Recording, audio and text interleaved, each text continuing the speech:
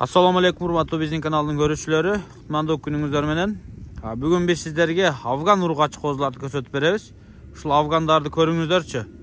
Афгандын да сон ургач козулары, ярычкалар. Эми билесиздер, азыр эми Афгандагы иштесе боло турган койлор өтө кымбат эмес, арзаныраак вложение менен селекцияга кирем дегендерге мына көрүңүздөр. Бой менен өң бар буларда, сөздүн кыскасы. Көпчүлүгү арашан кочкор менен 2-3 поколенияден кийин оңдойбуз дешет. Афгандын более сөктүү, кулагы узун, бой бийиктерин издешет. Мына турат катар, мына көрдүңүздөр, светлая дегендейчи. Канча баш экен? 7 баш экен, 7 баш афган козу.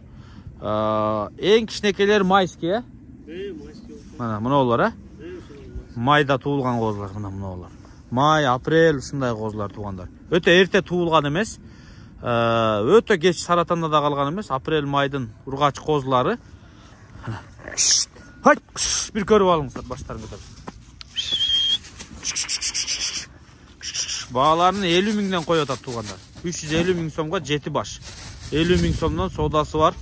Сүйлөшүп көрөсүздөр. Каш туруң, бери айдайынчы. Кош. Кош.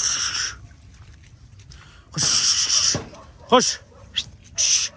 Мына жүндөрүн да карап коюңуздар. Чистоталары да жакшы, бойлору да жакшы булардын.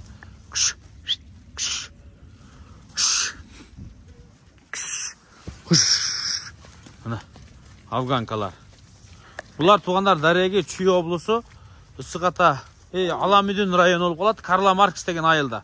Кыскасы Манас аэропорту бар го Бишкектеги. Ошонун ылдый тарабында булардын Дареги. Бул короодон билесиздер, көп афгандар чыгат, көбү сатылат. Кыскасы мына жаш ургач козулары да бар экен. Кызыккандар болсо келип көрүңүздөр. Бойлуу бүт бары, сонун куйруктары түшкөн эмес, тик тартылган. Эң кичинекейи мына бол, калганы мына чоңдорун караңыздар, гиганттарына. Өңдөрү да сонун. Коңголору да бар. Куйруктары да түшкөн эмес негизинен. Мына кеч кирип бара жатат. Ошондо дагы сиздерге аппак болуп көрүнүп турса керек. Каш туруң, айдайын. Кош. Мына афганкалар.